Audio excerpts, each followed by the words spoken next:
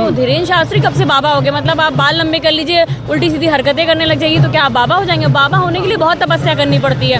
मनुस्मृति मानती है? नहीं, मैं नहीं मानती हूँ। मैं बाबा साहब का संविधान मानती हूँ। चलिए ठीक है। साथियों नमस्कार, मेरा नाम आनंद है। इस वक्त आप भारत खबर 24 देख रहे हैं। आप सभी को नववर्ष की हार्दिक शुभकामनाएं। इस वक्त मैं समाजवादी पार्टी मुख्यालय में मौजूद हूं। मेरे साथ बातचीत करने के लिए पूजा शुक्ला मौजूद हैं, समाजवादी पार्टी की नेत्री हैं। आइए इनसे बातचीत करते हैं कि नववर्ष को लेकर के ये क्या संदेश देंगी और समाजवादी पार्टी कार्यकर्ता नववर्ष 2027 विधानसभा चुनाव को लेकर के यहाँ से कौन सी ऊर्जा और मजबूती लेके जा रहे हैं। मैम स्वागत है आपका। बहुत बहुत धन्यवाद। और आपके चैनल के सभी देखने वालों को, आपके चैनल पे जो लोग भी देख रहे हैं सभी को, पूरे भारत को हम सब की तरफ से, समाजवादी परिवार की तरफ से नव वर्ष की बहुत बहुत शुभकामनाएं और बधाई। क्या संदेश मिला आज यहाँ से, क्योंकि 27 का चुनाव सामने है।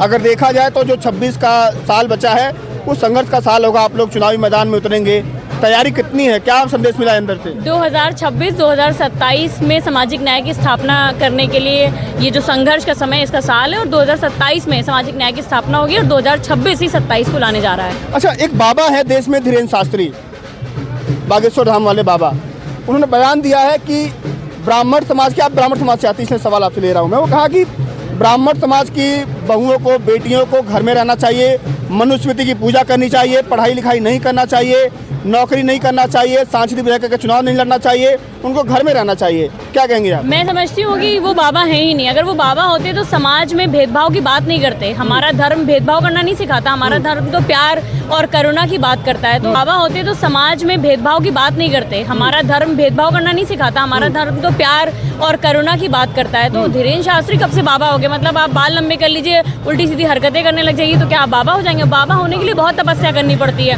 लोग हजारों साल तक तपस्या करते रहे और तब जाकर के बाबा कहलाएं। खाली ये तंत्र मंत्र करना और ऐसी फालतू वाहियात बातें करना, इसको महिला समाज, कोई समाज नहीं स्वीकार करेगा। और रही बात सामाजिक न्याय की स्थापना की, तो ये जो इतने भी बाबा हैं जो भारतीय जनता पार्टी की तरफ से बोल रहे हैं, ये दरअसल पीडीए से डरे हुए हैं और सामाजिक न्याय से डरे हुए हैं। और जिस दिन पीडीए जागरूक हो गया, इनकी सभाओं में 2 आदमी नहीं मिलेगा।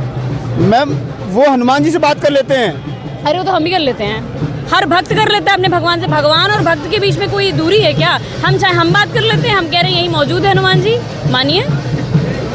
वो ब्राह्मण समाज की बहु बेटियों के बारे में क्यों कर रहे हैं? अरे भाई, ध्यान रख रहे हैं, साथ वही पंडित हैं, क्या पता ध्यान रख रहे हैं। अरे ये कैसा ध्यान है? उन्होंने कितनी पढ़ाई करी है, उनको कितनी जागरूकता है, उन्होंने कितने वेद पुराणों का अध्ययन करा है, वो कैसे बाबा बने हैं? हर आदमी की एक योग्यता होती है। अगर आप हाई स्कूल पास करते हैं ना, तो उसके लिए आपको एग्जाम पास करना पड़ता है। आप अगर नेता हैं, नेतागिरी में आप काम कर रहे हैं, तो आपको संघर्ष करना पड़ता है। आपको विधायक बनना है तो जनता का चुनाव लड़ना पड़ता है। बाबा बनने के लिए क्या बाल बड़े कर लो, घूम लो, आ रहा है। आप मनुस्मृति मानती है? नहीं, मैं नहीं मानती हूँ। मैं बाबा साहब का संविधान मानती हूँ। चलिए ठीक है। मेरे साथ पूजा शुक्ला मौजूद थी, उन्होंने सीधे तौर पे कहा कि मैं मनुस्मृति नहीं मानती हूँ। आप सोचिए, धीरेन्द्र शास्त्री का वो बयान जो कहता है वो बाबा कि ब्राह्मण समाज की महिलाओं को पढ़ना लिखना नहीं चाहिए, अपने घर में बैठे रहना चाहिए और नौकरी पेशा नहीं करना चाहिए, मनुस्मृति की पूजा करना चाहिए। इन्होंने कहा कि मैं मनुस्मृति नहीं मानती हूँ।